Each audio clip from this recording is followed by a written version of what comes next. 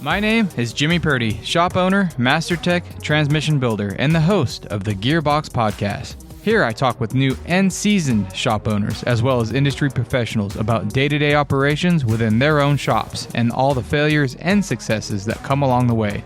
From what grinds your gears to having to shift gears in the automotive industry, this is the Gearbox Podcast. Well, this is it. This is the Gearbox. Was that what you call it? Yeah, what do you think of the name? I like it. The Gearbox, because we're in a box, kind of. We're talking about gears. Gears. And stuff. I guess we're going to talk about Russes today, huh?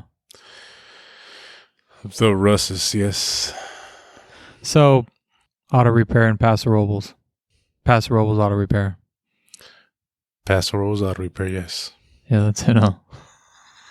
That is the spot right there. Paso Robles auto repair. So if you were to change or do the whole thing over again, would you do it? It's a tough question, huh? It is a tough question. I think about that every day.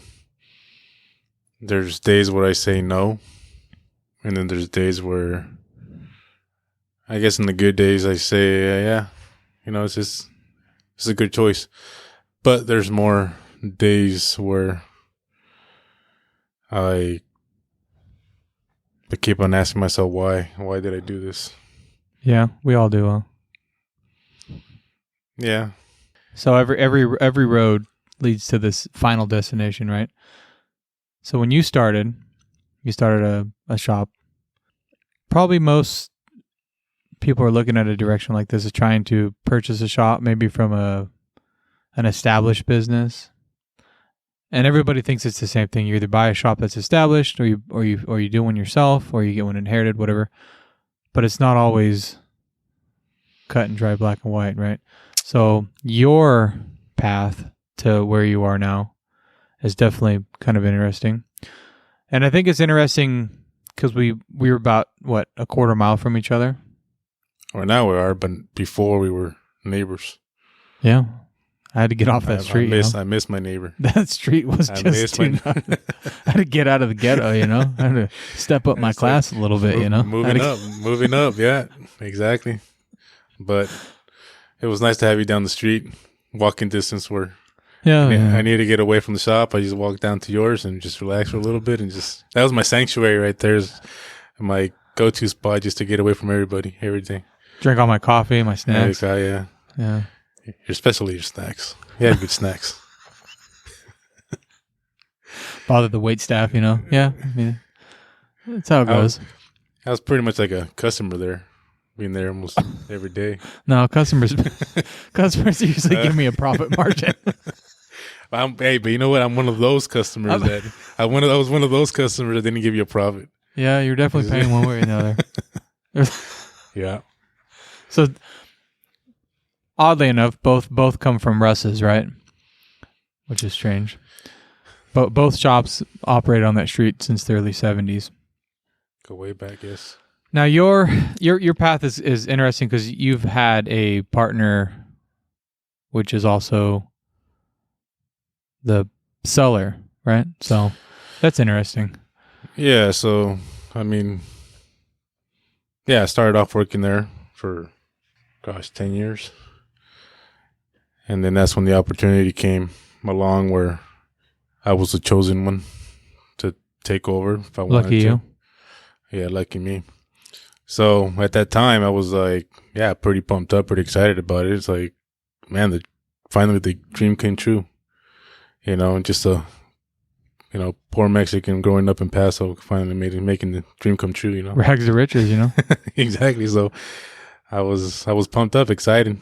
And then, so we finally made the deal, and I thought it was just going to be just a smooth transition, just your normal day, just show up to work, open up the doors, and get to work and make money. Employees come flooding in, customers come flooding in.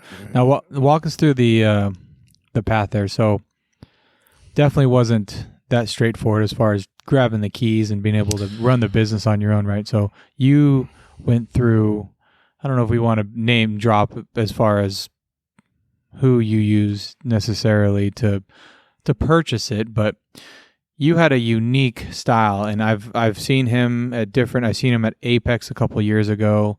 He had a really good strategy about shop owners that want to sell their business to one of their employees or one of their technicians, or vice versa if a technician is looking to buy a shop from the owner.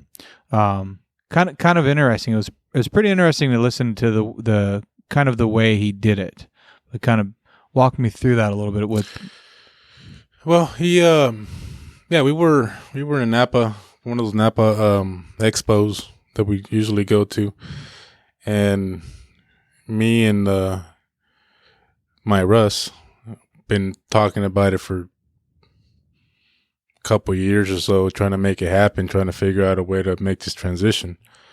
Just couldn't figure it out. So luckily, we attended this expo and was at the seminar, and that's where we came across this gentleman that pretty much explained everything, how everything operates, how everything works. And as soon as he started talking and explaining everything, that's when me and Russ looked at each other and say, well, this is the guy we need to get. So this guy makes it very easy to do this transition. He pretty much works up everything, contracts, everything that's needed to legally bind the contract, and makes it easy for the buyer and also for the seller to make it happen.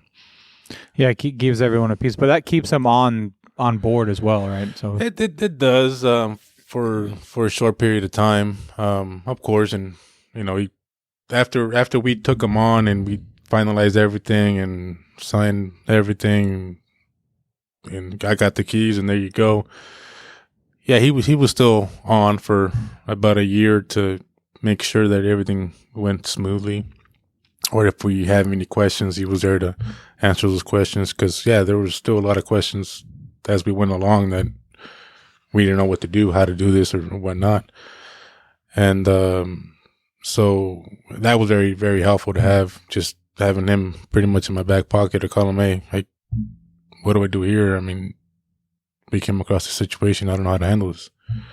And he's a very, very, very smart guy. He knows how to walk you through everything. Yeah, that was an interesting way. I had a much different experience in the way I conducted our ownership transfer, but I'll get into that a little later. But it was definitely not, I don't know, a little more backyard handshake kind of deal. But I meant as far as keeping Russ, the owner of the original shop, on board. So this process keeps him on board, right? Right. Oh, yeah. So, we've been on this for about 7 years so far, which this year would be his last year as far as being hands-on, pretty much involved with everything in the shop. So it's been a long 7 years, because I mean that's when I finally realized that having a partner is tough. Yeah, because I got my own direction I want to go with, and you can, because you got to consult with your partner about certain things, certain matters. Partner/boss. Partner/boss, yeah, and that's the most difficult. It's like, so me thinking, I was like, man, this is supposed to be my deal. Why does it feel like I'm still an employee? Yeah. So that's what made it more difficult, and just kind of started losing my momentum after a while, because I just felt like I couldn't do anything that I wanted to do. Yeah, and that's when I kind of envy your process, because you right away was able to take over and do your thing, handle it however you want. And me, on the other hand, couldn't. Watching all you guys. I mean, everybody that certain acquaintances that we have, just seeing them opening up shops and whatnot and doing their thing, and me not. Yeah, and I think that's interesting, because there's a lot of probably listening right now that are thinking the same thing. Should I open up on my own? Should I buy it from my boss? I don't know if, you typically, the owners of a shop that are really good aren't going to want to give it away very easily or very cheaply. So you're like, I'm not going to spend that kind of money. I'll go do it on my own. and I wouldn't recommend that. I don't think that was very easy. I mean, obviously, one way, there's no easy way, right? But I think it's interesting, this dynamic here of we're literally within 500 yards of each other with two totally different directions that we had, where you had, and I say that in a way that makes it like you were entitled in a sense, but I don't mean it to translate that way, but you had like the mentorship along the way. You had a guy that was, and he ran a good shop. He's been around for a long time. It's been Paso auto repair for decades, and so on my side, not that it was a bad shop, but it was not well managed, and so it's definitely a little different. So I don't know if my mentorship would have even helped from who I bought it from, but it's still getting into the mix of everything, and then kind of having someone to circle back to. I guess who you use to buy do the transaction probably was a big help too as well. Having just, a lot of information, education. Luckily in our day and age, we have a lot of podcasts and different things you can listen to try to help you along the way. So I honestly think that was the only reason why I made it as far as I have, is just been able to go on podcasts, listen to YouTube channels, listen to other people and what they're doing, the conversations we constantly have about it. I mean, you just constantly asking and asking and asking. So I don't know. It's I don't know if one way is easier or better than the other, right? Yeah, I don't. I look at it both ways, and I say, well, would it have been easier to open up my own shop? Probably not, because at that time I didn't have the resources to do so. Right. So for me, yeah, you're right. It was a lot easier because I was just able to walk into established facility ready to go, ready to rock and roll with, our clientele. Can't complain. I mean, we had a very good clientele, so I wasn't worried about it. So it was just nice to be able to walk in the door and conduct business like any other day. And what I thought made it a lot easier for me was the fact that I was already doing a lot of these chores. I'm pretty much taking on this manager role. Right. So for me, it was just like, okay, well, I'm already doing a lot of this manager role that I'm supposed to be doing. So, or what you thought you were supposed to be doing. What I thought I was supposed to do. But what was I wrong once I got the key? I mean, I was just like, well, this is totally different. This is not what I expected. This is not the roles I thought I was going to be playing. No, now it's like, now I got to deal with the headaches. Now I got to deal with, customers complaining, and the worst thing of all, hearing your employees complain. Yeah. I mean, yeah, that is the worst, isn't it? That's the worst. I'd rather hear customers complain than the employees, because, oh my God. So anyways, it was a lot easier for me in that aspect because everything was there for me already. Yeah. So, versus what you did, I mean, you almost had to start from the bottom. In a sense. In a sense, yeah. So I think it helps to have, any part, and it's just like, I guess you look at it as like an assessment or a diagnosis on a vehicle where you're just eliminating possibilities of what the problem is. And so anytime you can walk into an established facility, even though, quote unquote, air quotes, established, right? If you have even a small clientele base, even if the phone number, even if if you just have a rent, a lease signed already, like anything you can check off that list is already helping you move forward. So I think, definitely not from the bottom necessarily for me. I didn't have to go looking for a property. I didn't have to, get a phone number. I didn't have to, build a client list per se. I had to definitely fire a lot of clients, but yeah, we all do from year to year and decade to decade. So that was just it was just easy to get in front of that ball and learn how to manage that. Like, you know what, this isn't working for anybody here. We don't do that, and we don't do free diagnoses. We don't do free code checks. We don't do free anything. Sometimes you gotta say it's not you, it's me. Yeah. So this ain't gonna work. Sorry. This isn't a beneficial relationship for either one of us here, And so that's interesting too. So when you take over from, another owner, obviously, no matter how seamless you try to make it, there's always changes you got to make, right? I mean, for me, it was a huge customer base I had to change to. The policies we had to change. It was purely a transmission shop. Had to move it more into a full auto repair facility. What were some of the big struggles or the big changes that you obviously are still facing now? So, and that's a great question, because you got guys that are looking in the same shoes that you are right now. Hey, I'm going to buy my shop, buy the shop from my boss. He's going to let's take over. We got a 10-year plan, whatever it is. But you don't think, you try to think ahead, but you don't anticipate some of the roadblocks that come up, right? Like like you were just excited to get there. Let's make this happen. It's going to be mine. I do whatever I want. And then you realize, like, hold on a second, like, he's still part of it, but I don't want to do what he's doing anymore. Does that make sense? Yeah. His don't get me wrong. I mean, this guy, he's phenomenal guy. He's smart. I mean, he's, if you look back at his history, where he came from, I mean, all these businesses he had, and he's made. Yeah. And not to say that you're right or he's right or anybody's doing anything wrong, but we all have our personal touches that we want to do so that we know it's your shop, Right.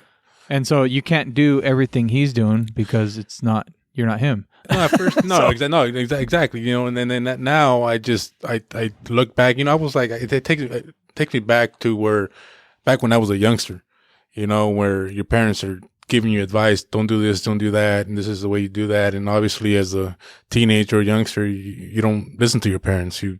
No, I want to do it this way, and this is the way I want to do it. So, in certain aspect, that's the way I was kind of looking at things. Is just I was, looking at that, like in that aspect. Now looking back, I was like, you know what, he was right about a lot of things. And at that time, a few years back, I was just like, no, I was in my set of my ways, and this is the way I want to do it. And now I'm seeing some of the fruit that I'm, producing now. That it's like, crap. Now I'm paying for that now because he was right. I should have just done it this way or done it whatever. I mean, however advice he gave me, and I should have just followed that advice. Now probably wouldn't be in this position. I had my dream shop that I was expecting to run.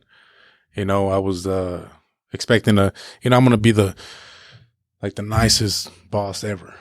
Where we'll barbecue every Friday. Yeah, exactly. Have barbecue. Buy lunch every day at noon. Just hey, you guys, you guys know what to do. You just do your job, and we'll be fine. Just other than that, you can do whatever you want, kind of thing.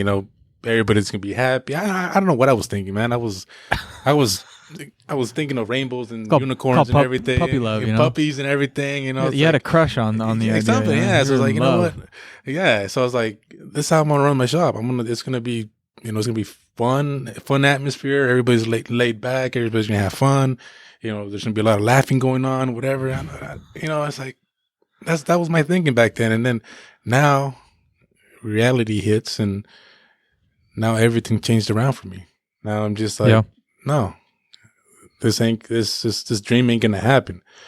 Unless I change, my ways. And you gotta, it's like a parent. You gotta be strict and you gotta be firm, but at the same time, you gotta be, understanding. Well, in this day and age, right now, you got to be a little on the soft side. You're right about that. So a lot of that stuff, I started noticing. It's like now I see the light. Now I see why my boss partner was the way he was to avoid all this. Right. Because your epiphany, your realization didn't happen overnight, right? No. It's been, close to 10 years now. Yeah. Yeah. And that's, just a struggle the whole time. And realizing that everyone you hire is not going to have your mentality. I think that's the biggest one for me too. You just assume every tech and every mechanic you're going to hire is just going to come in and be the rock star, And I think that's the biggest challenge.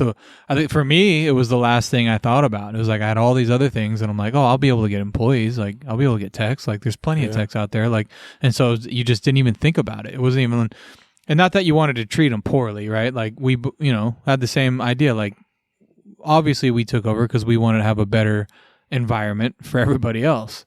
It was kind of the reason why I started taking over. Is like we can make so much more money here, and that means everybody gets paid more.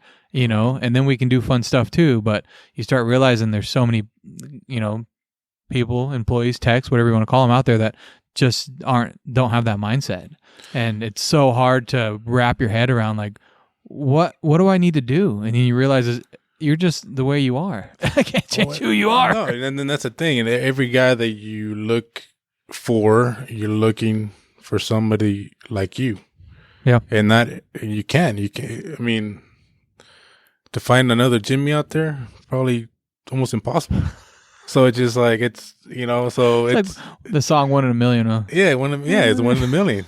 So it's like, and me the same way. Every tech, every person that came through, I was just trying to. You were looking for me. Looking for you. I was like, I gotta find my Jimmy. I gotta have my Jimmy over here. So it's just, everybody's different, and I've had guys that don't even last a week because they just don't last. Right. No, they don't. Yeah. And then you left wondering, was it something I did? Was it not a good boss or what? Yeah. And now, is that the hardest pill to swallow right there? Especially when you're starting, when you start getting guys that are quitting on you or not showing up. Like, I mean, it's still, for me, it's still fresh for me. I had to just let a guy go today. And it's like, it makes you think, like, is it something? I mean, I get the realization now. It's like, okay, it's obviously not what I did. We tried everything we could, but you're still wondering, especially in the very beginning, like, what do I need to change to change who I am? And you get so emotionally involved in like these guys that come in and work, and everyone thinks, oh, you're just the big bad boss, right? And you're just like, oh, you'll just replace me at any minute. Like I'm just another number to you. It's like, no. Not even a little bit.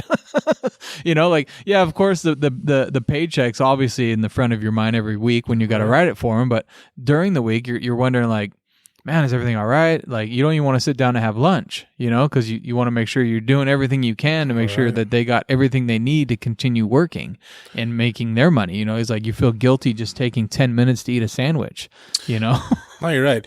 And I mean, I've seen you out in your car hiding stuff in your face real quick. Like, what are you doing out here? I don't want to see anybody see me eat. Yeah, it's like embarrassing. It's like, you're like, I don't know. How low can that go? I mean, you gotta hide just to eat. I mean, that's pretty bad.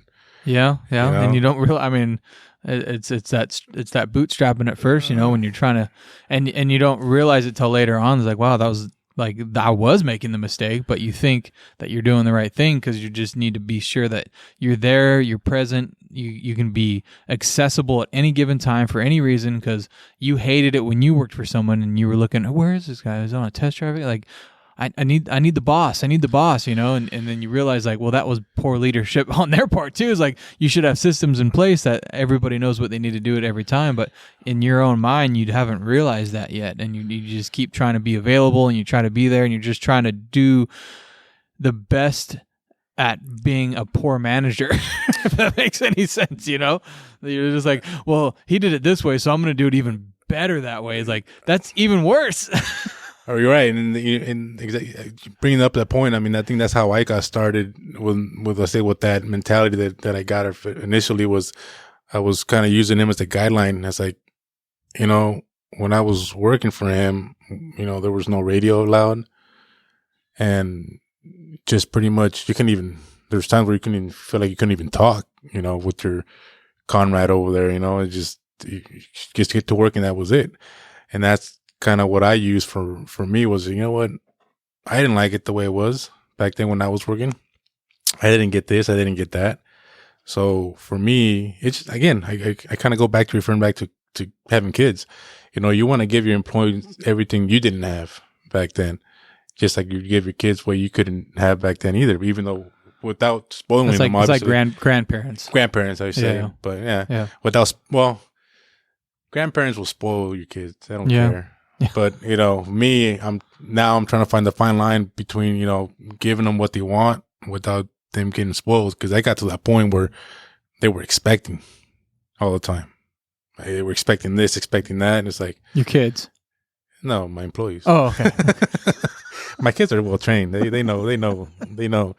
I give props to the mom. I give props to the mom. They got them aligned. But no, my kid, that's why now I have my wife at the shop now, hoping to be able to do the same thing I did with my kids to do with the guys. Oh, there you go. Yeah. But it backfired on me. Now she's part of the guys. Now she's, I think I joke around with her. It wouldn't surprise me if these guys decided to go protest outside the shop because, unfair wages or something. You'll be out there with them too, with the sign and everything. I was like, you're on the wrong side. Yeah, exactly. What are you doing? Exactly. That's what I told her. You're on the wrong. What are you doing out there? I was like, well, I'm just trying to help them out. And I was like, no. I was like, You're helping the wrong direction. Exactly. You're helping poor management. Exactly. It's like you got to change the. And so that kind of backs all the way up to the first question of like, what exactly do you do differently than before, right? So not like I said, in this kind of the way I'm wording it now makes it seem like what he was doing was wrong, but times have changed.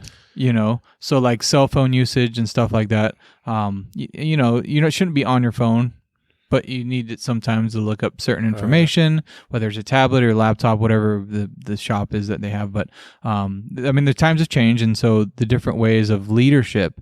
You see what they do, and you're like, well, he doesn't let me listen to the radio, so I'm gonna crank that radio up. We're gonna have a good time, and that's not a bad thing. That breeds a good shop culture as long as there's kind of standards around it. You don't want that thing cranked up so that the next tech's like, dude, I can't even think right now. Or the service advisor's on the phone, like, I can't even have a conversation right now. So there's definitely a point to not having the radio turned up, but also like, hey, let's turn it up a little bit and get myself out of my mind a little bit, like it's not a bad thing. But no, it's not. And I think it is necessary. And with him not allowing the radio back then, it just, like I said, that's what I told myself. I'm going to have a radio. The first thing I'm going to do, as soon as I walk in the shop, when I got the key, that's the first thing I'm going to do. And that's what I did. I got a radio. I put it on, and it's like, you know what? Okay, now we're talking. That's the first thing I did. You spent over $500,000 just so you can listen to the radio, or you could have just got a job somewhere else, man. If you wanted to do that. You're right. Should have just gone to Staples or something. That was an expensive radio day, wasn't it? I think I just did that just to prove that point, just to buy radio, and that's it. But you know what? But then as time passed by, I did notice, you know what?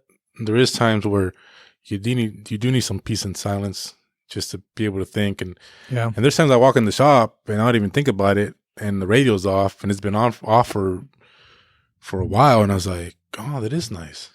Being just quiet on. Yeah, it's quiet, peaceful. I was like, everything's relaxed, cool. But, there's times where you do need it on to kind of give you pumped up, motivated, and get things going. And for the most part, that's what we have it. But I think, it gets to the point where, some of the guys do take advantage of it. And it did before. My previous employee that I had, and he had a tendency of doing that, just turning that thing up. Right. Cranking it up. And I was like, you know what? No. And the fact I'm not as fortunate as you to have a nice office and everything. Mine, at the shop. It's a box. It's still an office. It's a nice office. It's a nice office. But, at the shop, there's pretty much the office isn't right there at the shop. So there's no walls, no nothing. Right. It's just right there in the open. So with the radio blasting, can you barely hear the customer, or even the customer's like sometimes like, what's going on there? You have a nightclub going on over there or what? It's just banging. And at that point, I was like, you know what? No. It crosses the line between trying to keep techs happy and productive and then being unprofessional. All right. And it's one of those many, many gray lines that you're constantly trying to battle all day long, where as you start, you just wanted to be a tech and just work on cars and have a good time.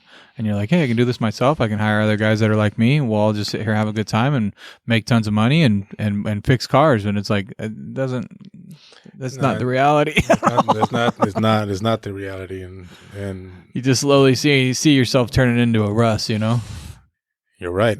Yeah. Sometimes I do sit there and I was like, man, I'm already turning into him now. And I get it. It's the reason for that, and it's the reason why he made it this far is because of who he is. And I respect that now. And now I'm trying to turn myself into a little bit of that too, because, you got to have law and order there, or else everything goes chaotic. You've been at the shop already a few times where things get chaotic and just everyone's just having a great time. Everyone's having a great time doing what they want, whatever. And, finally I got to the point where it's, you know what? Enough is enough already. I got to change it. Well, now it's not all bad, right? So there's definitely some, I don't know what the word is I'm looking for, but there's definitely some, what do you say? Some numbers or facts you can put up behind that, right? So not to get too deep into the finances side of it, but it's not like you're doing bad. So there's definitely proof in the pudding, let's put it that way, as far as like the way he had managed and the way where you've started and where the numbers are now. And of course, that's a lot of help from mentorship, maybe from internal from having him on board or from who you use, but also outside training, right? So it's definitely helpful to do that kind of stuff, and then also realize like, okay, my tech mentality running a business is not what makes money. So have you seen a change in the numbers as far as between car count, ARO, and implementing these changes? It definitely impacts the bottom line, I guess is what I'm getting at. Yeah, I mean, obviously training is very important, and I've always stressed how important it is for training. I try to get my guys to go to training and whatnot, but I try to focus on myself a lot more as far as, how to be a good leader. Right now, that's the one thing I'm struggling with is becoming a good leader. Yeah, you've had really great months, but you want to sustain that, of course. I want to keep on, and I know that I have room for improvement, and that's what I'm trying to find out myself is what changes I need to do to become better. So you're at 70, 80 car count a month? Somewhere in those lines? Yeah. I went from low. I mean, it was like maybe 40 and almost doubled it. Yeah. And not that car count is everything that matters, but no. Obviously your average repair order went up as well. Oh, yeah. I mean, that was down to 200 and something, and all of a sudden it ramped up to average almost 500 something. Yeah. A work order. So I especially this year, I should say past the last year, I mean, I noticed just a significant ramp on the gross profit and total revenue, right, from that shop, and it was amazing. It was exciting, thrilling to see that happen. Never seen that before. Even Russ was amazed by that compared to what he used to produce to what he used to produce was that shop to what it is now. I mean, that pretty much almost close to tripled, which is amazing. Now I have a little taste of what could happen. Yeah, the potential. So it's and that's funny because that's changed your motivation of keeping the shop in a sense, right? So you had a different motivation mindset when you took over, right? You just wanted the radio. And now I want more than the radio. Now you see the numbers and you're like, this is now what I'm going to start channeling my energy towards. Yep. Not just car count, but keeping your average repair order up, keeping the guys productive, keeping them efficient, keeping them happy. I think that kind of goes back and forth. You always want to have the guys happy even when you start till, 10 years down the road. But it's interesting coming from how the motivation changed and how it needs to change, and how some guys out there that are running a shop just need to see a different way of viewing who they are and how they're running their shop, and then what can motivate them moving on. Because you lose that motivation once you own it, once you got the keys, once you control the radio. Now what is there? Now I'm gonna work really hard and get as many cars out as I can for no good reason. you're just running on the treadmill, and you're like, and then you're like, where's my money? And you get down to the end of the first year or the second year that you guys were partners together, and you're like, where's my cut? And it's like, there is no money. You know what? And that's honestly, I think for me, that was a really downer for me, because the first 2-3 years, I wasn't seeing anything. So I was like, why am I doing this? Why am I beating myself up? Why am I stressing out for what? I'm not getting anything out of this place. And finally, I think the eye opener was, a couple of years ago when finally we started making some money to where I was able to put money in my pocket at that point, which also in return helped me be able to finally purchase my home, which I've been working hard to make that happen. If it wasn't for that, and none of that would have happened. But yeah, now it's a big motivator for me. I'm pumped up. I'm excited for this year because now, obviously, I want to do better than last year. So I kind of starting to get that thrill back from the beginning. But I had that motivation, that pump, that wanted to go get it type attitude. And now I'm starting to get that back again. So trying to make this happen this year again. Get remotivated again. Get remotivated, yeah. Yeah, because the beginning, and that says a lot to like how the whole situation was managed too, is taking those 2 or 3 years. And I think there's a lot of negative connotation about bootstrapping, and I don't think that's necessarily what I'm referencing here, but definitely putting as much back into the shop and the business as you possibly can in those first couple of years, I think is pretty critical.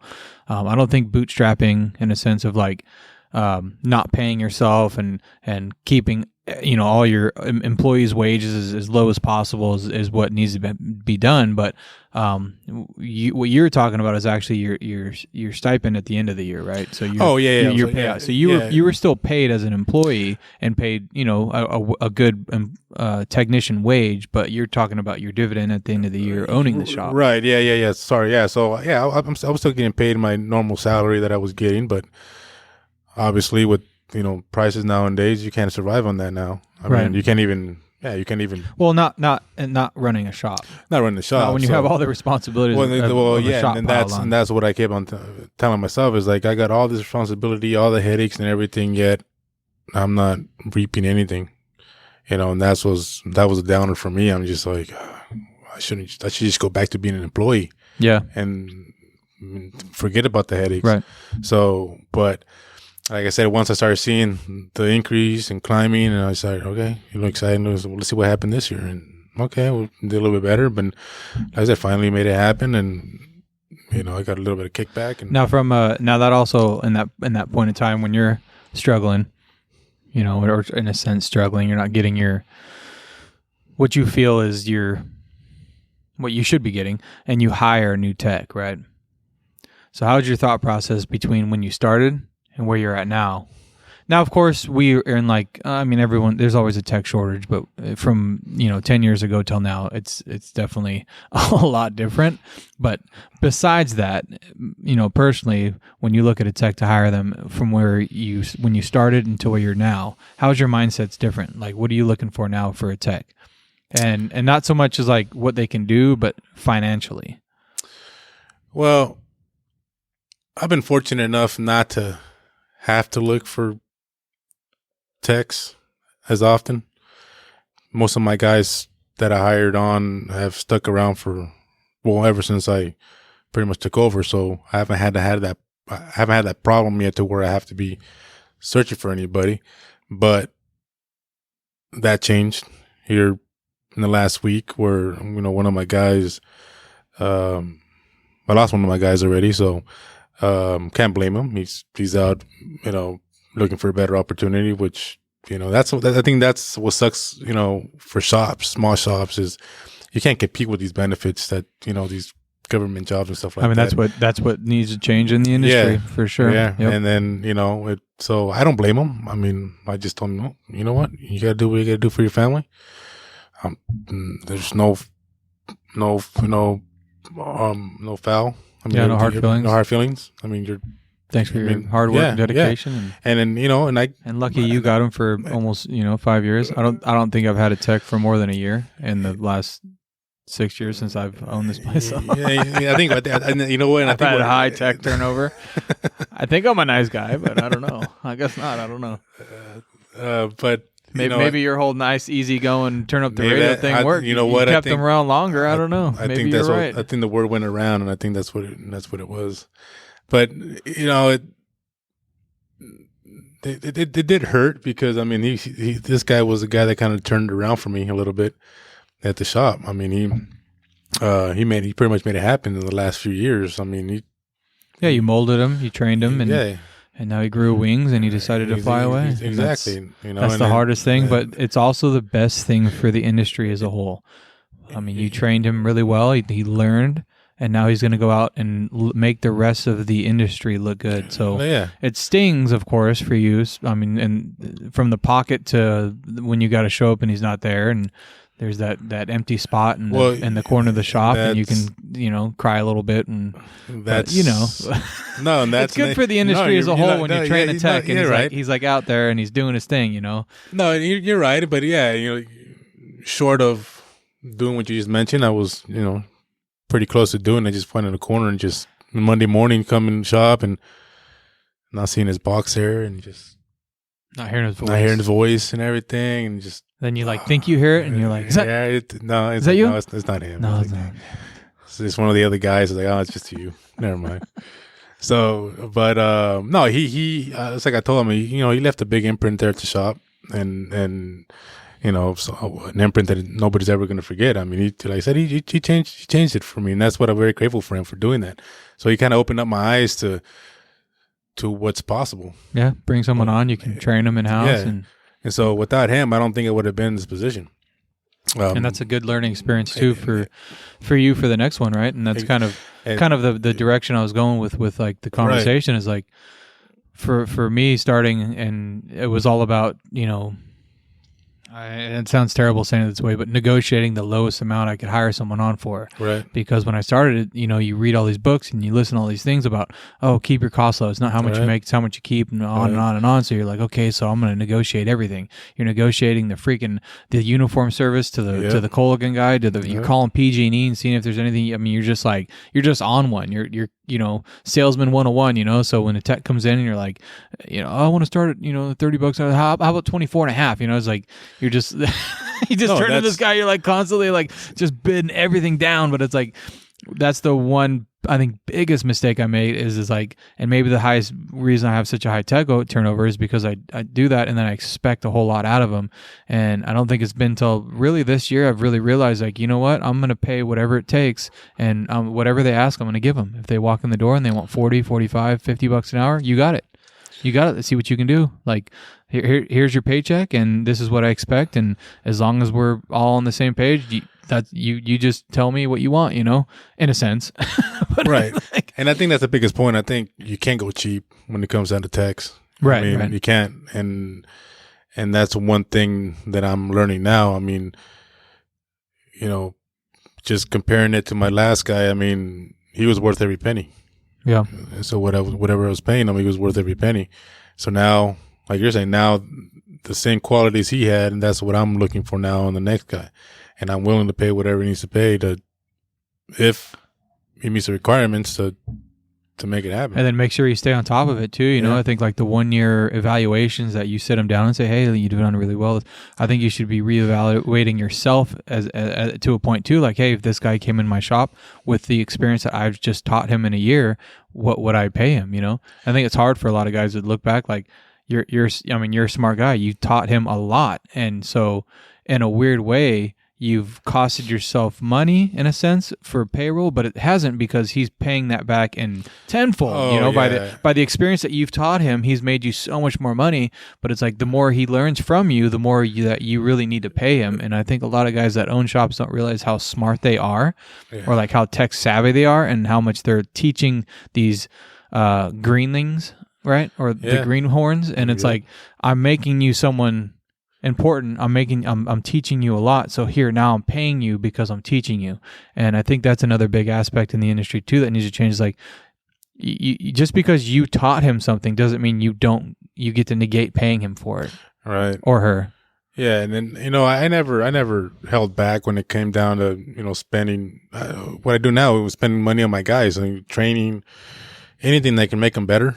Right. Go for it. Whether it's training, whether it's, hey, let's, ASC testing, whatever. Yeah. Hey, any ways to motivate them to improve themselves, I'm all for it. Even, as far as, as simple as, hey, let's taking small little trips here and there. I mean, it's just like, hey, let's kind of get together, just kind of have that bro time with all the guys. Camaraderie, that's what it was. Yeah, and kind of get them pumped up. Taco Tuesday. Yeah, there you go. Taco Tuesday. Whatever it takes. Right there. And, just, see what they want. I mean, and that's one of the biggest things that I think I started doing and then I failed is, like you're saying, having monthly meetings or, quarter meetings with them and say, hey, where are you at? That's hard, man. It is, and I think you get into that boss mentality that you forget, they're also human beings. They want to sit down, they want to talk, see where they're at. I mean, they could have issues at home you don't even know about, and that's what's affecting their work. Yeah. Even though we say, leave issues you have at home, leave them at the door, don't bring them with you. Yeah. But it's hard to do. Not in 2023. No, it's hard to do. So yeah. I think that's one of the things I think I've failed. And I think, let's say my guy that left, he taught me that. I said, what do you say? Yeah, you got to give 5 to I forget that expression. You gotta give 5 to take 5 or something like that. Takes money to make money. Whatever. It's keep it like that. It wasn't important. It wasn't important. Everything you said wasn't really important. It's like, I'm sorry, it's gone. You got to show that you care, so they could show, so they could care. So absolutely. So that's one of the things I've need to work. I know I need to work on, and well, it's difficult in a situation when you're the owner and you don't have the mentorship, and I think this circles back to the beginning of the conversation of like having someone that's your boss, that's your partner, that you're together on this thing, is he can always look over your shoulder, hey, you're doing this wrong.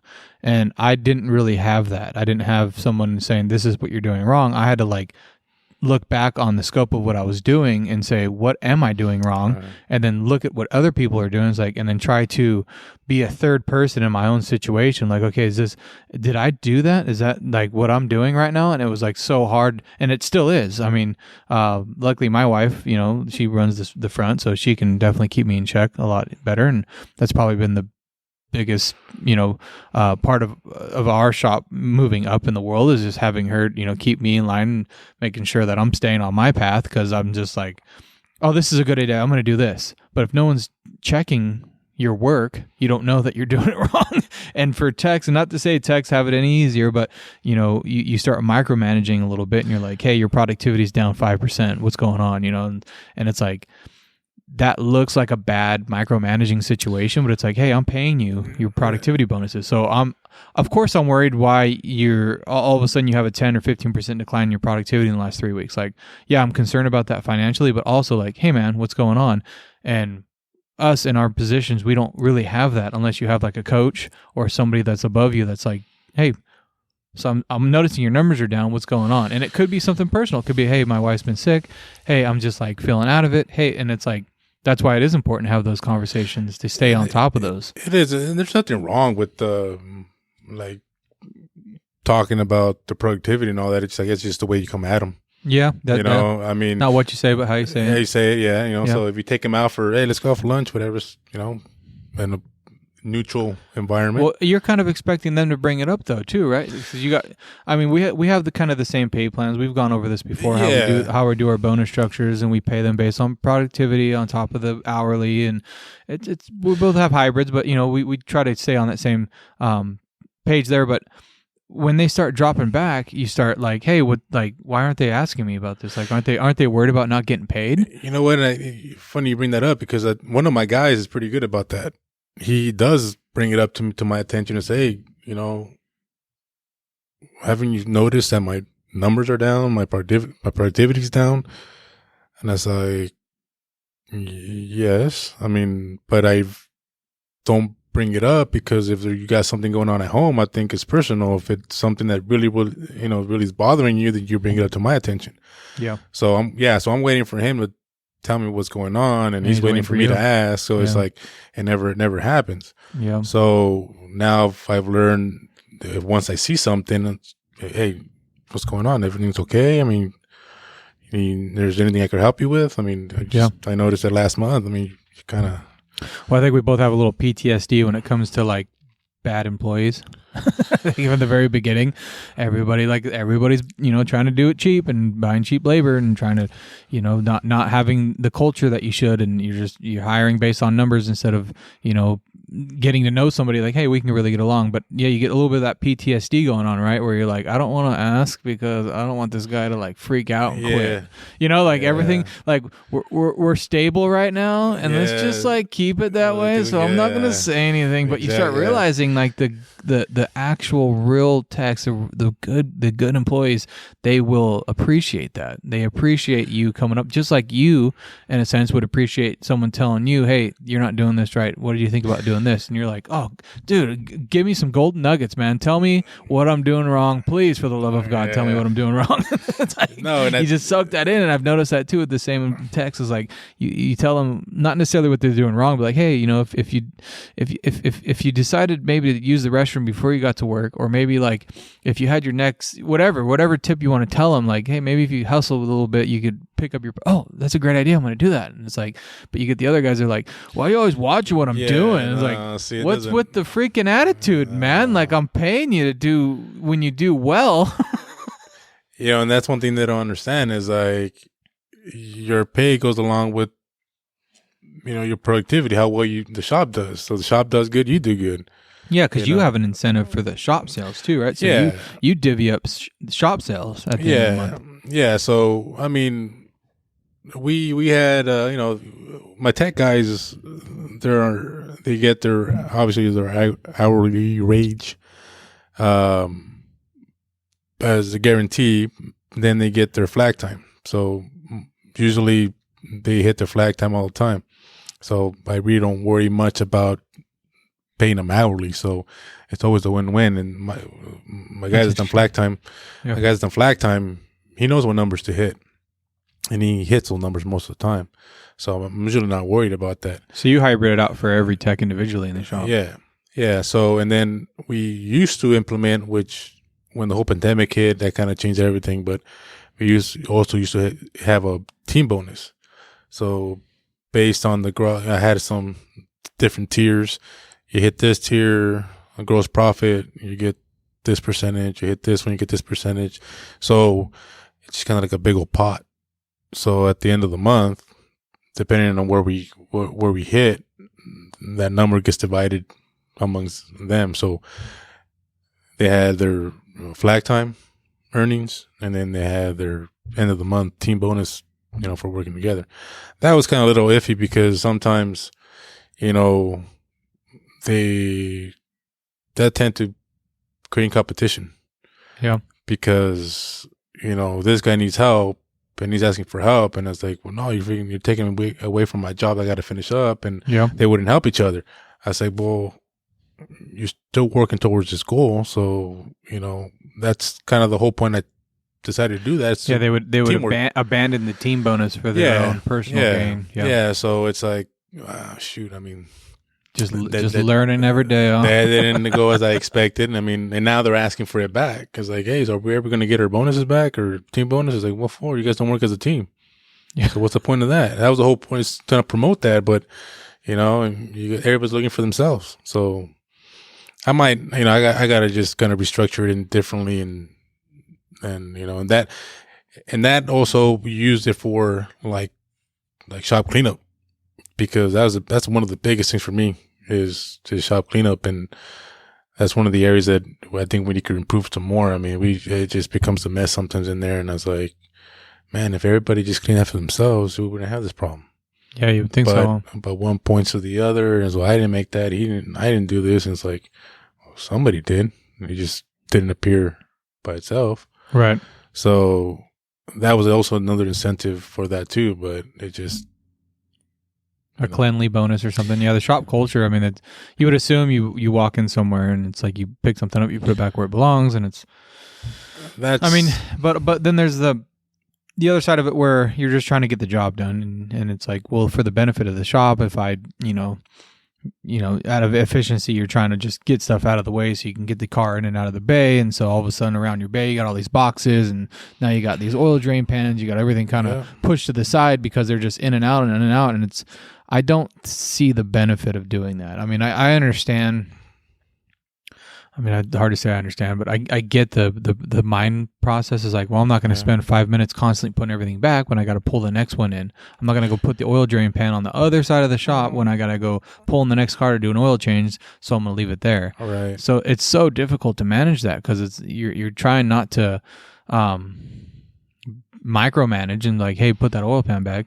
Hey, put the rack arms back. Hey, the adapters, they go. There's a little spot on the side of the lift there. They go back there. That's And so I just found myself, just as I walk around, I just start putting stuff back where it needs to go. And I don't know how else to manage that situation. It's like, do you really pull the tech like, hey, just so you know, these little rack adapters, the little extenders that go on under the pads. You know what I'm talking about? Mm-hmm. Yeah, they go back and there's a little. See that? Nice, right there. Click. They go right there. Isn't that cool? So now when I walk by, I don't kick them, and they don't go rolling across the freaking shop. No, so I just put it back. It's like I'm just gonna put it back. And I feel like the more times they see it in this spot, maybe it'll be like, oh, that's where they go. But no, I did that for a while, and I got to the point where I said, you know what? No, I can't continue doing this. I can't. They gotta. I mean. Yeah, I mean, I get it. I mean, we're a busy shop, so there's hardly any downtime to okay, let me just put this away. So yeah, they get the tendency of leaving things just there, and then I'll get to it later on when I'm done doing what I'm doing. But that never happens. That never happens. Yeah. So I mean, I'm trying to understand that, and I try to look back to when I was wrenching. I mean, I was told that I myself wasn't the cleanest guy, the cleanest person, but I know. But that gave you something to fight, though. Right, but I know so then you're like, I'm going to be clean. Well, exactly. And you're like, yeah, I'm going to prove you wrong. I'm going to prove you wrong. I wouldn't do it. But no, I mean, but I know that I would put things away. Tools, especially tools. As soon as I was done with the job, I just put tools away, and especially shop tools, I started putting it back.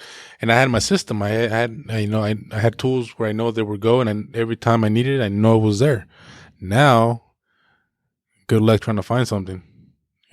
My box that they also worked out of is just, can't even explain it. I don't. So I don't have any tools anymore because who knows where they're at, and I think that's where I crossed the line right there. So you know what? If you guys can't respect other people's property, I mean, yeah. I mean, what makes you think you guys can respect the shop? I mean, as far as cleaning it up and whatnot. So we it's a constant battle. We have the same talk over and over. We have a weekly shop meeting that we have, and that's one of the things that we constantly beat it up all the time. And I feel like that's the only way. I feel like anybody listening right now, if you're not doing shop meetings and you're having the same issues, it doesn't obviously fix the problem, but at least it's out there. It's out there, and it starts pushing back a little bit too. Because in the same sense, when you start the shop, unless you're a business management, and you have a degree in it, or you've owned a shop before, or you've seen how a well-ran shop needs to operate, you really have no idea. And so that's what happens. It's like, well, my toolbox is here if you guys need anything, because you're just trying to be a Mr. Happy Helper person, right? whatever. Hey, I put some yogurts in the fridge for you guys. There's sodas in the fridge, and hey, there's a 6-pack of beer in there too. If you guys on Friday night, it's like freaking Wednesday afternoon, they're cracking beers. You're like, dude, what are you doing, man? That's not what it like. And so it's like you're trying to find that line of like being a nice guy and making making everybody happy, but it doesn't work. No, and that's what I'm also talking about. That's where I learned my lesson there too. It starts getting to the point where, you had no control. I had no control over what goes on in the shop sometimes. They felt like, 4:00 is they're cracking beers, and it's like, what are you guys doing? It's not even 5:00 yet. It's still during business hours. Oh, we're just having one, Oh, we're done. All the cars are pulled in. Yeah, whatever. It's like, no. We're just gonna shut down earlier. Like, what do you mean you guys are gonna shut down? You guys, early? Exactly. So I got that. I think overall that was my breaking point right there. Is that, you know what, if I don't have control of myself, then I'm not gonna be able to have control of the shop. I'm losing it. I'm losing everybody. So from that point on, I just like, nope. I gotta change my ways. I could be firm. I could be strict, but I could also be nice, be a little lenient. Now, looking back, you're in that situation right now, or talking to somebody that's in that situation. I mean, where do you even start? How do you even what, you just come in screaming and yelling? You just take everything, throw it away? Like, how do you even start to recourse that ship? And some guys say it's like, do you take a ship like the Titanic and you try to crank it real hard to the right, and everybody on the deck goes flying off, or do you take the ship and you start pulling the sails slightly, and kind of like before you know it, we're headed in a different direction and no one's even realized you turned it? Does that make sense? Like, I get you. No, I mean, I'm still trying to figure that out myself now. I mean, because all this just started happening recently. Yeah. I just came back from my trip, and a lot of things went down when I was away on my trip, and that's what triggered it.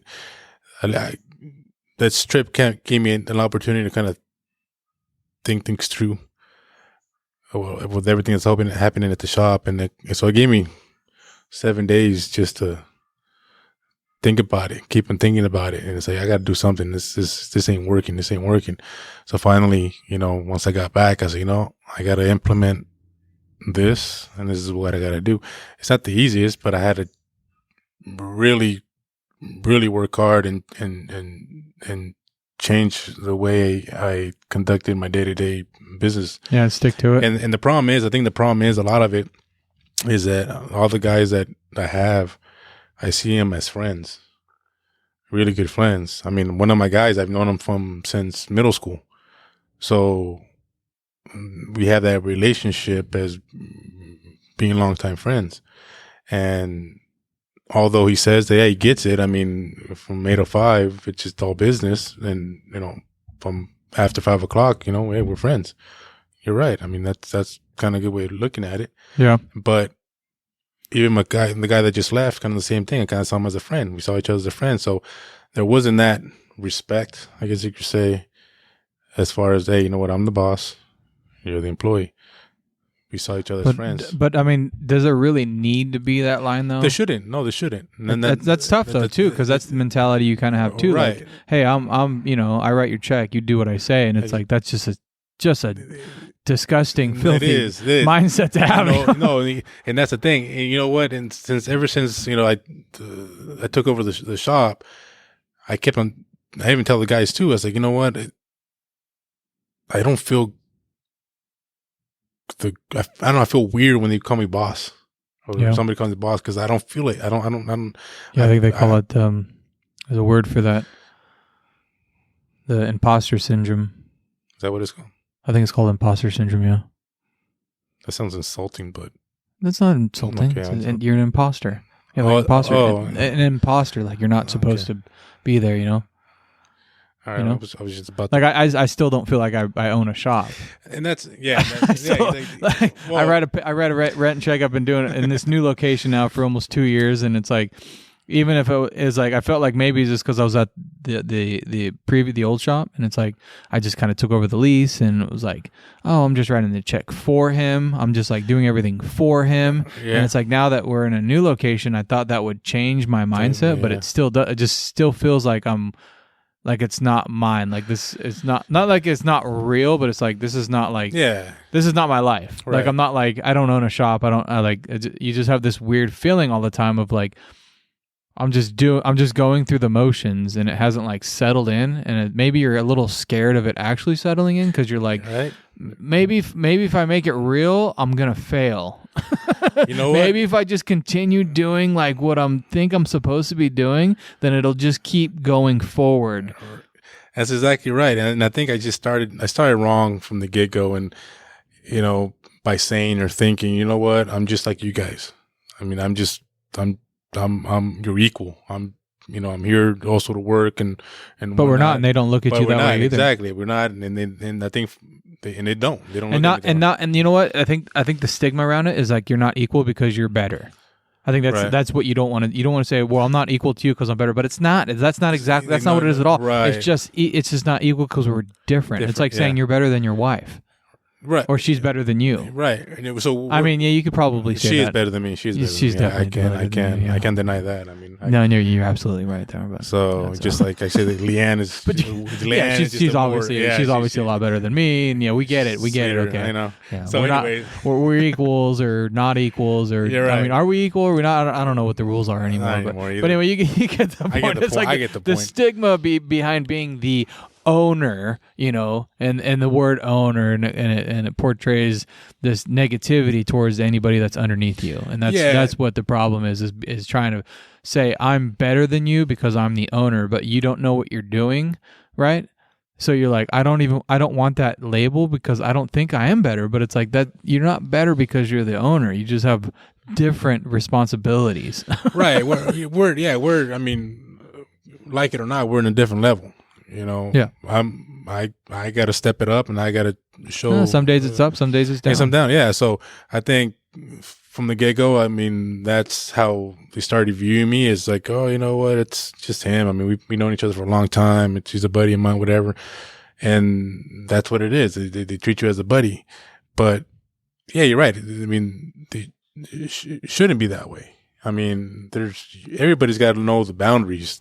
I'm just like, just like I knew the boundaries I went out to cross, and I respected that, and, even though, it could be a buddy or not, it doesn't matter. But, business is business, and they got to know how to respect that. And I think from the get-go, I never really established that because of that. I didn't want to feel like I was better than them. They didn't like the title. I feel like I was entitled, I think in my mind, I'm picturing this dictator that I'm just cracking the whip and I said, no, that's not who I want to be.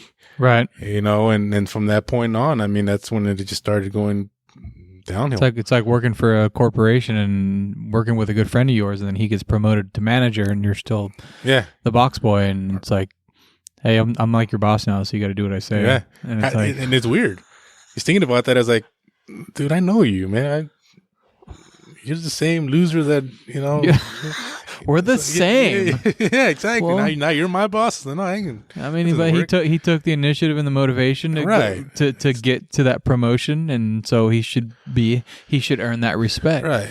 And I think that's another thing too, is as you did the same thing, and I did the same thing, as doing what we needed to do to put ourselves in the position to be owners, and all of a sudden we feel we deserve this respect that's just not handed out, right? And this is a small part. It's not like everything, but there's definitely a little bit of like, hey, like, respect me. Like, I hired you, come in here, give me some respect. And on the other side of it, you got these techs that come in, and they deserve respect as well. And it's like this weird street of like, okay, so who's better here? I think dick measuring competition. Right. It's like, no, that's not what it needs to be. No, and honestly, and I think that's kind of the reason why I'm kind of excited about that too, where that's why I kind of took on my wife to come in, thinking, okay, you know what, you could take on that role. I think they'll respect more of a woman than anything. I mean, you do have the authority figure. I do what you do at home, or I do whatever you say at home. So if you could do the same thing here. I listen to you, so the guys will listen exactly. to you. So it's like, you have your way of, talking to people, and have your way of making people understand things. So maybe they'll just listen to you, and I could just hide behind your shadow, and not have to worry about it. Yeah, wouldn't that be nice, huh? That'd be nice, but obviously it was a good shot. It ain't never going to work. It ain't never going to work. So now that's when I had to change my ways, and it's like, okay, then I got to step it up, and I got to be that person. Yeah. So trying to find help, trying to just take a position in the shop away from your shoulders is what you're trying to do. You want one less responsibility. Yeah. And I think you look at that situation, you're like, cool, now I don't have to worry about anything. It's like, no, just one less thing. Just one less thing to worry about, and you can focus more on whatever your impact is going to be. And that's the hardest thing for me too. I don't quite understand what I'm supposed to be doing day to day, whether I'm looking over the shoulders of my guys, or doing QC, or, it's like, what's my role, because for the longest time I've been out on the floor, and I still am lead tech, making sure the diags are correct, making sure the headaches are taken care of. I'm the trans builder. So I go back and build transmissions or build rear ends, and it's like, and as slowly as I bring on better techs, it's like I'm not losing, but I don't have to worry about those repair procedures anymore. And it's like, so now what do I do? And then what role do I need to take? Right, and that's one of my searches that I've been searching quite a while now, for somebody to be able to take on that role, to kind of like a shop foreman. You handle the shop, and then hopefully to allow me to be able to handle the day-to-day stuff in the business. And that's where the tough part is to have finding help. Right. But then even if you brought him on, it's like, what exactly are the responsibilities that are going to be on their shoulders? Is like, and trying to find a role for each spot in the shop. I mean, obviously we haven't been in this that long, and we don't have all that experience. And there's other guys that are listening that have, 4 or 5 shops, and they got it pretty well figured out as far as the positions that everyone should be in.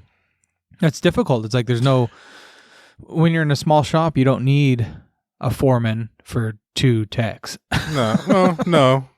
I guess I'm just trying to find that secret of being able to. What's the silver bullet? They'll be able to, what is it that I need to do to be able to work on the business and not in the business. Yeah. And that's a lot of that's where I'm lacking. It's just a lot of the business side of it. I just haven't been able to take on because I don't have the time. You're too busy in the business. I'm too busy in and the everybody business. Tells you to take all these seminars. We've done a few of them. Yeah, we've done them, Ben Waterhouse was in a big one, but where we did that one together down in LA. But Yeah, it's like you're looking for the secret formula, the secret recipe. What is it? And it's like you start realizing it's just like one golden nugget at a time until you can build one brick gold bar, and then you realize you need like about 100,000 of these gold bars before you even start realizing what exactly you're supposed to be doing. And it's like you're constantly like, and like you said, it's like I haven't even had a chance to know what I need to be doing because I've been too busy in the business. And it's like, oh, everyone tells you, oh, well, you need to focus on working on the business instead of in the business. Like, well, I don't have anybody else to work in the business. So just show me how to do that. Show me how to do that. I don't know. Show me how to do it, but it's like not only that, but like I don't have anybody to do the stuff in the shop so I can work on the shop. So it's like I have to work in the shop, and then like what's more important? Should I collect money on a car that's not fixed? Like, you can't. What? You can't do that. No. It doesn't work that way. So it's like, there's so many out there that are telling you like, oh, just work on the business. Just hire guys and work on the business instead of working in. It's like, what are you talking about? Like, do you realize I have like 10 to 15 cars on site every day that need to be repaired? And usually one tech calling in sick, like constantly. Like, that's what sucks when everything relies on you. I mean, like you don't have a choice. You have to stop answering the phones, and you have to go out there on the floor and at least the bare minimum put an assessment on all the cars, so then you can at least get the job sold and then get parts coming. Right. And then in the meantime, you've just missed opportunities. Who knows how many calls that you've missed, and now you don't have a schedule lined up for tomorrow. So even if you were to hire a guy today, you don't have the work tomorrow because you're too busy working on the work you have today to make the appointments for tomorrow. And it's like this constant side, like, how do I get out of this perpetual freaking cycle of like craziness? And it's like, it's just one tiny golden nugget at a time. And then all of a sudden you start realizing you're like, wow. And then you're looking back at 7-8 years later and you're like, all right, like I'm definitely not doing what I was doing 6, 7, 8 years ago, Like it's definitely made a small amount of progress, and I think that in itself is a motivator to keep showing up the next day. And I look back, and you're right. Things are not the same as they were 7 years ago. Yeah, but you look at the end of the year, and you're like, nothing's changed. I'm still in the same spot. I feel like I'm in the same damn spot. Yeah, after like 6 months to a year, like what the hell? I haven't done anything. Somebody help me. Nobody's gonna help you. And I think it's just this continual circle, just this vicious circle that you gotta just continue on swimming. Yeah. And no matter how tired you get, you gotta keep on going. Eventually, things will get better. Yeah, I think so. That's what I keep on telling myself. Things will get better. Well, they've gotten a lot better. They've gotten a lot better. I can't complain. They have gotten a lot better. Hopefully more better this year, and so on and so on. But it's just a constant fight, and I think surrounding yourself around people that have the same mindset too, right? Good point, right there. I mean, you can't get better if you're constantly involved in other people's shop lives, if you would, or something where they're not doing well. Like, you're not going to learn anything from them. You're not going to push yourself. You're not going to say, hey, how's everything going there? And so you need the motivation of being around other good shops that are doing the same thing. And that's the reason why I like hanging out with you. Oh, wow. I mean, you're my mentor, I guess you could say. Don't ever put that. Don't ever put that on me. Don't you put that evil on me. What? No way, man. No, it's like, honestly, I was never a big podcast person until you started little by little. Just it took me about a year to get you here. Yeah, you're right. You're right. I mean, I haven't been doing this for a year, but to finally sit you down and actually talk about this for an hour. I don't know. You know what? I don't know what possessed me to do it. Actually, the what? I don't know what possessed me to do it. Yeah, I don't know. It's good. It's good to get it out. I think I say, you know what? It's not the end all be all, but it's good to I think recap the last couple of years and kind of we're in a situation where we kind of reflect, do a little bit of self-reflection. And this is no different than the conversations we have on a daily basis. So that's true. You know what? Why not? Yeah, we had a lot of good conversations. A lot of stuff that opens your eyes a little bit and makes you realize, like, what, we're in different paths, but we're dealing with the same issues. Right. And this is what I enjoy about our conversations is that I take in a lot you say, and I learn from them. I mean, I take a little bit of what you're doing. I say, okay, you know what? You just got some valid points here. Let me try to work on that over there. And it goes back and forth. Back and forth. So it's, I think if a lot of shops were to do that, things would be way different. Yeah, and they don't need to be a part of group 10 meetings, even though they're fantastic. It's just going down the street, going down to your neighbor shop and just say, hey man, what's up? And there's a lot of guys out there that have an attitude and they don't want to give up their secret sauce or whatever it is. But I guarantee you the best shops will have no problem sitting down and talking to you about it. No. There's no competition. That's one thing I kind of hate when people say, "Hey, well, your competitor over there said this." It's like I don't have competitors. I am a competition. I am a competition. No, I don't have competitors. He's my business partner. We're all in this together. Yeah, man. we're on this together. I mean, there's plenty of work to go around for everybody. There's no need to be fighting over. There's definitely no reason to start price gouging. No. I mean, as soon as you start, I like the competition because it allows you to take other people's perspectives. We have a conversation. Hey, I'm doing this. It's working really well. Oh, I'm not doing that. And there's that competitive edge of oh, maybe I should try that so then I can be doing well in that aspect, right?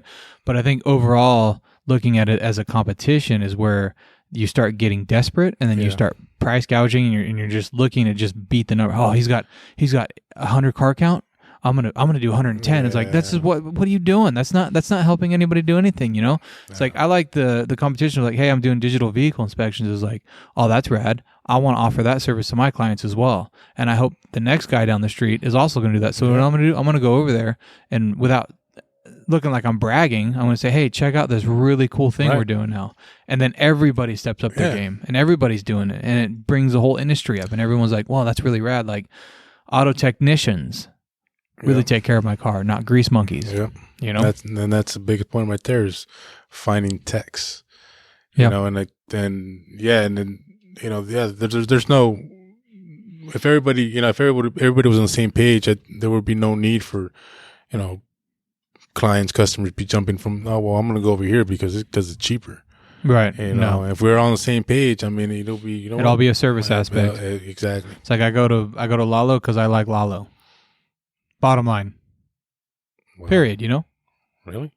Well, I would, of course, I would, but I'm just saying, in general, it makes me warm and clients would be based on the shops that they like, right? And it wouldn't be because they're $10 cheaper. It's I just like the way he operates. I like the way he dresses. I like the way he smells. I like his wife and kids or whatever. It would just be more of a personal, hey, here's the service I'm offering. Oh, I like you. I like the way you operate, so I'm going to continue my business with you, and I'm going to, here's.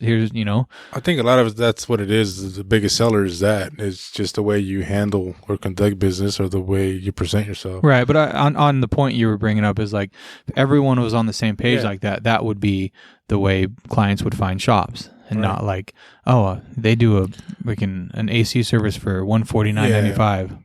They do a transmission flush for $179.95. It's but from a client aspect, you can't help but price shop a little bit. This whole world is based on having things brought to you and being on Amazon and looking for whatever you're looking for on Amazon being $2 cheaper. I was just going to say that Amazon, right? You're just scrolling through and you're like, oh, it's $2 cheaper. I'm going to buy that one. And it's you can't help but translate that over into a service industry because that's just how their brains are wired, how all our brains are getting wired, and so it's really difficult when you have a shop that's doing price gouging like that because it's just such a primitive part of their brain that they're tapping into. Oh, we're the cheapest. It's I'm gonna go there. It's the same. It's the same exact service, but it's $100 less. It's but it's not. Or it's $2 less. It's just with the small. It's oh, I'm just gonna go next door because it's $2 cheaper. Really? For $2, you're gonna just go right over there for $2? You're already here. What's $2? But $2, I guess, is a big difference. Yeah. And it's just amazing, people's mentality. Oh yeah. Or the ones that get the free diagnosis. I'm gonna go there because they're gonna look at it for free. Free, yeah. It's not free. It ain't gonna be free. It's I guarantee their service work at the end of the day is gonna be more than what my repair is gonna be. But as soon as someone says I'm gonna look at it for free, it's instant trust. And nothing for nothing. Instantly trusting. Yep. It's oh, they're gonna do it for free. That means that they're good guys. What? No. How's that even what? Free, huh?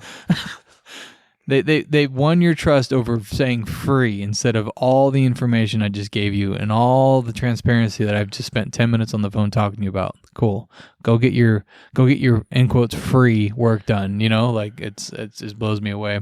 The price, and it's such an easy thing to fall into, an easy trap, especially if you're a shop starting out and you don't have any clients. Is like first thing you do, be the cheapest guy in town. Yep. That will flood your doors. It will.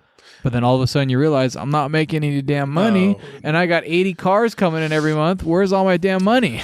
No, yeah, you attract just the wrong clientele with being the cheapest and they're the hardest ones to fire. Yeah, exactly right. And I've learned that too. I mean, I learned that the hard way. And finally, I say nope, no more. This comes to an end now. Yeah, and now I'm grateful and happy for clientele that I have. I mean, they're easygoing, and whatever you recommend, for the most part, get it done. Yep. So that's what it's supposed to be during normal operating hours as well, right? Nobody's showing up at 6:30, 7 o'clock. Oh, never. Hey, since you're closed now, can you take a quick look at this? You know what? I don't even understand. I have the doors closed, and yet you still have the audacity to knock on the door and open the door, and it's like, hey, I got this car outside that is doing this and that. And since you're closed, you mind taking a quick look at it for free? And it's like, whoa, what? Yeah, it's like, the doors are closed. Doesn't that give you a clue that we're closed? We're all done here. We're done. And like, look up Yelp, and our hours are on there. I mean, it's like 8 to 5. It's 6:30. That's so weird. What would you think? Oh, wow. Okay. It is weird. It's a strange mentality. Weird people out there. Well, on that note, to circle back, so starting a shop for anybody out there looking to start a shop and wants to move forward, you have great recommendations as far as making that transition possible. Definitely get creative with it, right? Don't just use the first guy. You guys did a lot of research before you decided to actually move forward with the purchase, right? So for me, I said I was going to mention this later in the show. So I had a handshake deal with my original boss. We did a handshake deal. I did a tool and asset purchase. So I basically bought all the tools and equipment in the shop, and then I put them on salary until the tool purchase was made. At that point, I took over the lease, and then he was pretty much out of the picture. It was pretty cut and dry. That was pretty much the easiest way. We didn't have any key employees that I took over. In fact, everybody that was there pretty much quit once he was out of the picture. So I kind of was, started from zeros. Like anybody that was there during that process, as soon as he walked out, they all kind of left with him. Mainly because of some budget cuts that were taking place, in a sense, and also some, we need everybody here at 8 o'clock. Okay. 10:15 doesn't work anymore, people. Right. So anyway, they all left, and that was kind of how I did it. I just did a tool and equipment purchase. Everything was kind of a handshake deal as far as what was worth what, and then we wrote it down. I gave him a check every month and then paid him his salary. So that took care of him. He got paid well while he was there, and then also got all his equipment back. There was no procedures or practices, but if you're looking at this kind of situation, there's a lot of different indicators you need to put into play. And for you, using the company you did, they kind of did all that for you. Yeah, it was they put a monetary value on everything. Yeah, I mean, from the equipment to the shop lease and then you have the goodwill of the owner, so you got to pay him a little goodwill. Yeah, and then from evaluating he had a way to evaluate the employees and see what those employees that I had at that time, what the shop was worth. So they put all that together and came up with a value for the shop. So yeah, for me it was, I guess you could say, a lot easier. Yeah, because everything was done for us. So, he did his job and, got everything on paper and looked it over and okay, yeah, everything looks good. I mean, I agree at this price. And so, as of this year, I'll be majority owner. So I was pretty much buying shares. So you're owning more and more every year. I was buying shares for the business, little by little, until now that I'm I'll be majority owner. So at this point, our roles are going to flip. So now I pretty much take on his position. Yeah, that's a cool way of doing it. And then now he's kind of where I'm at now. And so the remainder balance that I still owe him would be just monthly payments of, whatever amount that is. And then he, I could still keep him on because I have him as a kind of a bookkeeper right now. So I could still continue keeping him on as a bookkeeper, handling all my, bookkeeping, invoices, stuff like that. Or so for a last note on this thing, looking back, whatever the set value, say it'd be $1 million that they put the value on this, right? You had $1 million in your back pocket, right? Would you have given him that $1 million to make him go away and you take over 100%? Or would you have gone back and do the exact same path that you're on all over again? Man, that is a good question. Honestly, as much as knowing what you know now. Yeah. As much as I would like to say I'd rather give him $1 million and go away, I don't think I would have had some of the knowledge I have now if it wasn't for him being on board still. Even though, like I said, even though we, didn't agree on a lot of stuff, but oh yeah, I could imagine. Yeah, but he still was there to guide me. I mean, I still had questions. Hey, how did you do this? Or how, so he still was there. He was a big help. But now where I'm at this point, where I'm not saying that I know a lot now. I'm wiser than him, but I'm at the point where now it's okay. I think it was a good ride already. Let's just try to cut ties now. I'm at a point where I could handle myself. Your wings have sprouted and you're ready to take your. I was like, I'm a peacock who can fly. Ready to make that leap out of that nest. Yeah, I'm ready. Get the peacock colors ready to just looking good too. So I'm at the point where I think I'm ready to go, and I got ideas I want to do now, and so the numbers are looking good. Stuff's actually starting to kind of fall into place. Yeah, given that there's still and where to put your energy now. Right. Yeah. Yeah, and then I'm not saying that every day is walk in the park. I mean, I still got issues that I still got to resolve in certain areas. As long as you've realized the issues is what's important. So, but for the most part, yeah, I'm ready to kind of take these ideas and run with them, and and then now not having somebody to say no, I don't think that's a good idea. You shouldn't do it. I said, well, I need to like this whole experience been about learning about your mistakes. Same thing. I got to learn from my mistakes. So even though if maybe this idea isn't the greatest, I got to go for it and try it and see what happens. If it doesn't work out, okay, it doesn't work out. Now I know it doesn't work out.